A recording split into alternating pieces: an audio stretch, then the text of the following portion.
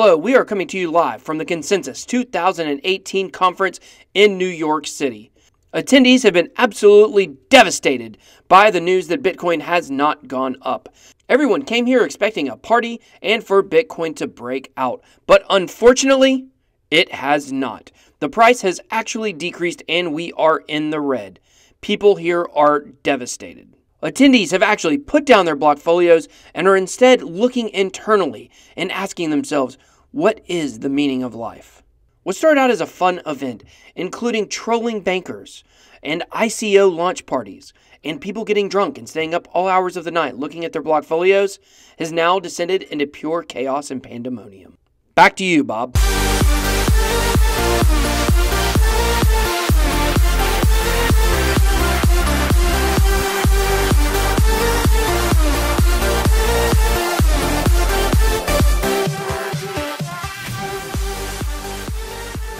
Hello and welcome to your daily crypto news. So go ahead, before we go further, hit that subscribe button. Check out the details. We're doing an Ethereum giveaway. I'm going to pop the details up right here so you know what you have to do to enter. We're going to be giving it away on May 21st. So the markets are not looking good. We are under 400 billion in market cap, which I don't think many people expected this week to turn out this way. There's still a few days left of consensus, and there's usually a pump after consensus. But right now, we've actually gone backwards a little bit, and that is really scaring a lot of people. So as you saw in our opening intro video, I imagine that is what a lot of faces look like at consensus right now. I know I'm pretty sad about where my blockfolio is because I was expecting a pump, and you know, sometimes we're wrong. If we look at the precedents of what's happened in the last few years, of course, we were right to expect a pump. Unfortunately, it just seems like right now, we just aren't getting the gains that we expected. So looking at the markets, Bitcoin dominance is 36.7%. So it's staying about where it's been recently. Bitcoin is down 2.5%. Ethereum, Ripple, the only thing that's up even in IOTA is IOTA in the top 10. So that's a dad joke for the win. VeChain is up a tiny bit. Icon, Ethereum Classic, we have a few in the top 20 that have minimal gains. Zcash is up pretty big today, 15.49%.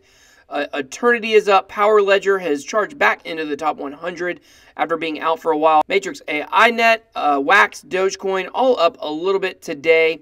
Eternity and Zcash, the only double-digit winners.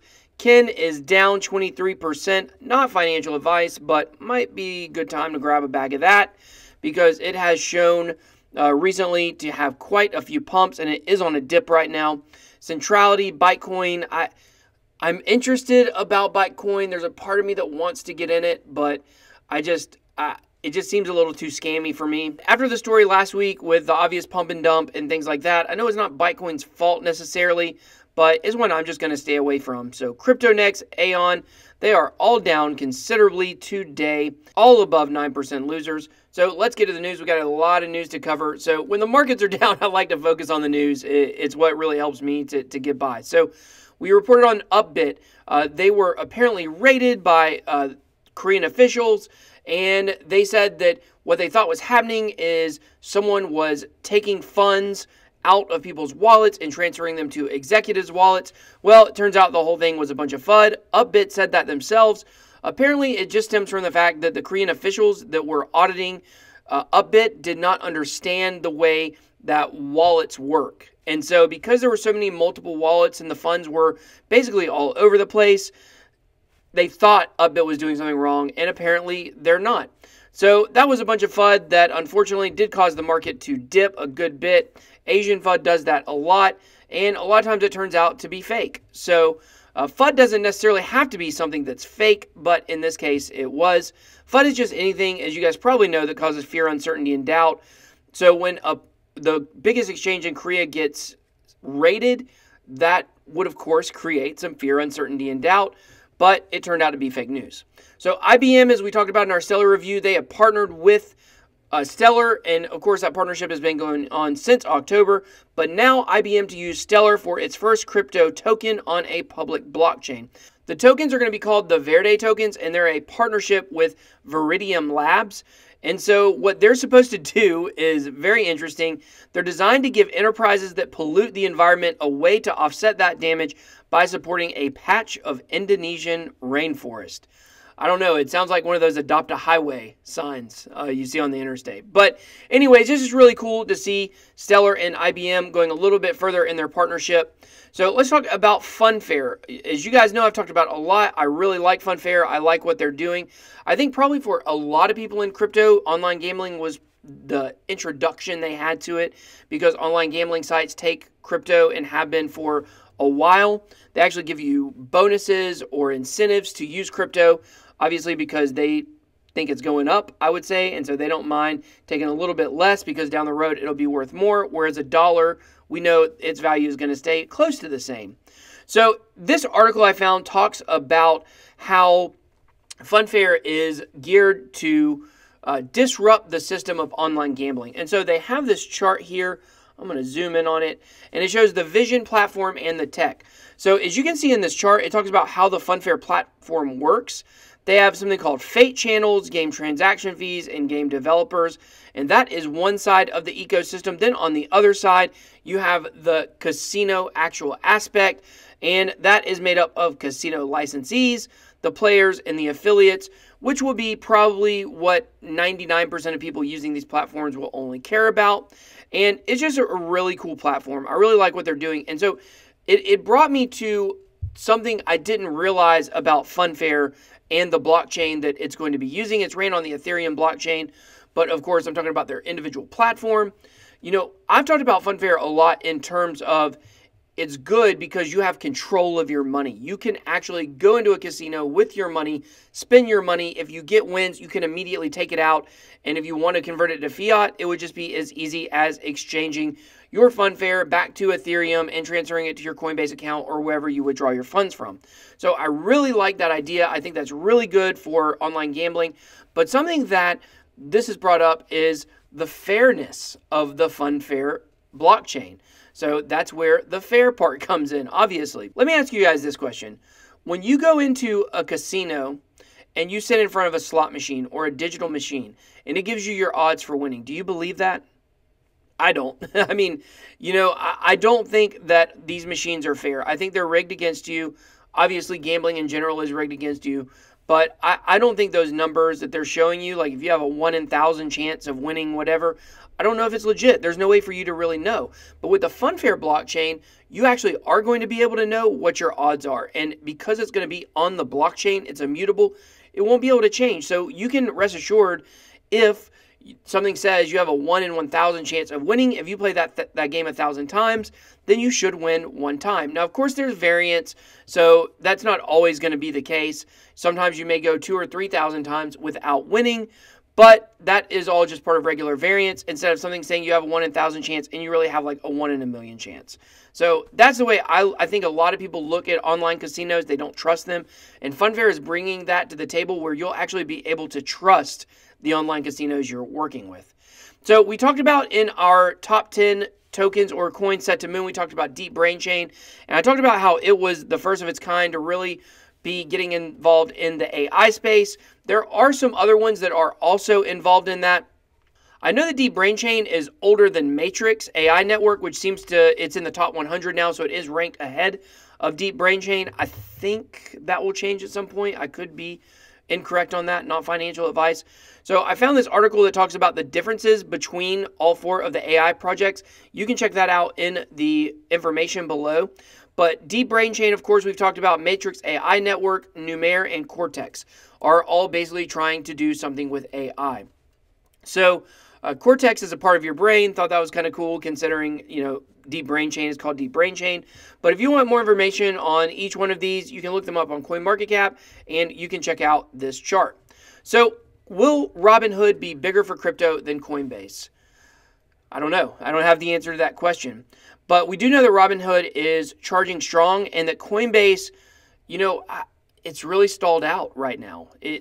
There's not a lot of movement. They keep giving out these little tidbits of news like, you know, they announced their ERC20 support. They said, you know, eventually they're going to add some more coins and tokens. But I've got a feeling that if something doesn't happen with Coinbase soon, that Robinhood and Binance are going to be able to destroy Coinbase. A lot of people already don't like Coinbase. for different reasons. I'm personally one of them, but I certainly would be open to them adding ZRX or OmiseGo or another token to their platform. I think that they're going to have to survive. If Robinhood can get more listings than Coinbase, Coinbase will be gone. That's my personal opinion. I know the value of the company went up from like $2 billion last year to $8 billion this year, but I just think that if they don't get on the ball, and I'll be really honest with you guys, in my opinion right now, the markets are living and dying with Coinbase. I think it is the entry point for so many people to get into crypto. There's no incentive for them to get into it right now. Obviously, the prices are struggling, but all the excitement for the coins that are on Coinbase right now is really kind of settled. And, you know, when Bitcoin Cash first got added, there was a lot of excitement about it. If you go back to May last year, there was a pump after Litecoin was added. And then, of course, when Bitcoin Cash was added, there was a huge pump. It died pretty quickly after that in January. But if we look at back at the last two additions to Coinbase, there were pumps around both of them. So I just, you know, I would like to see them add one. I think that the markets, as consensus has shown, I think we might be into sideways action until Coinbase adds more or until a competitor rises up and offers more than Coinbase is. We've got to have a low bar to entry for newbies. So embrace the noobs. If you don't embrace the noobs, this market's never going anywhere. So QLC Chain is the public chain for decentralized network as a service. There's like Internet of Things, there's Internet of Services, there's Internet of People, there's network as a service now. So I'm going to have to look into that a little bit more and see exactly what this is doing, but they have had a rebrand. So if you're looking for Q-Link, make sure you go to QLC Chain to get your information. So OmiseGo has now released their new roadmap, which is good news if you're following OmiseGo. The general outline of the roadmap is going to be the same as it says in this article, but one difference is the Cosmos decentralized exchange is no longer part of the roadmap. The Cosmos network has just not been able to release their platform yet. So until that happens, they're going to leave it off the roadmap. So the ZRX protocol version 2 has now came out. And this is really cool. If you don't know about ZRX, we talk about it quite a bit. We are a big fan, very bullish on ZRX. So here are a few key points. So just keep this in mind about ZRX. It's a trading platform. It wants to be the way that you trade everything. New smart contract architecture, seamlessly support new token standards, support for ERC 721s at launch. If you don't know what those are non-fungible tokens on the Ethereum network.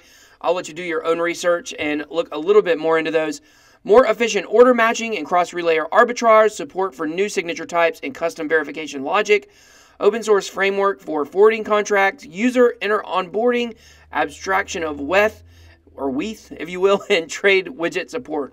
Ability to create filter contracts for permission liquidity pools, bulk order cancellations with a fixed size transaction. The projected launch, late July 2018. So this is really cool news. So the version 2 is not actually launching until July, but they have announced everything that's going to be involved in it. You can check the video information below for this article if you want to read more on each one of those topics. But I do believe ZRX is going to be big. I've said it multiple times. I believe it will be in the top 5 in market cap, probably within 18 months from now. Of course, if it goes on Coinbase, it will shoot up a lot quicker than that. But I believe even without Coinbase, ZRX is one of the best ones out there. So Zilliqa has now become part of the Iconomi platform. If you don't know what that platform is, it's basically a way to manage your digital assets, aka cryptocurrencies. It's very beginner friendly, and also it works for investors who know what they're doing. It's an easy way to basically, with one click, you can diversify your portfolio. So I think this could be big for Zilliqa. Zilliqa has been charging up the charts as of late. I should probably do a review on it soon because there's just so much hype and excitement about it. And if you're in Zilliqa, then of course, you probably like hearing the more places that know about Zilliqa, the better. The more platforms it's on, the better. So I think that is pretty good news. So let's look at District ZRX. It will be part of the ZRX protocol. And as we talked about with ZRX, it basically wants to be the way you trade everything. District ZRX wants to be your communal environment for doing those trades. So each one of those little communes, if you will, they're calling districts. So the first district is going to be called Meme Factory. So its curation functions, community functions will be one of the first district registries and will decentralize a crypto collectible model that currently operates successfully with centralized parties. I just love the name Meme Factory. I'm telling y'all, I'm going to make meme coin one day. I don't know when it's going to be. So I gave you a little information on that because they have had a developer update that has just came out, and they have updates on Meme Factory. So right now it is in progress. The CSS frame for Meme Factory has been proceeding smoothly. The bulk of the layout is complete, and work has moved on to adding various component examples before plugging in all of the artwork and making minor adjustments. So I'm going to put both of those links down below in the video information, as I said. Unfortunately, in these news videos, we just don't have enough time to go totally in depth with each one of these articles.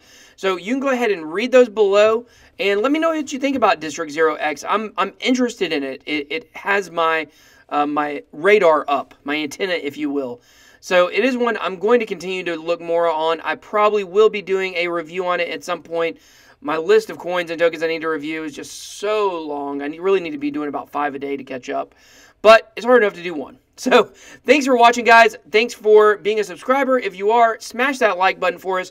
Check out the details of our contest below in the video information and also on the pinned comment. Until next time, that was your Daily Crypto News.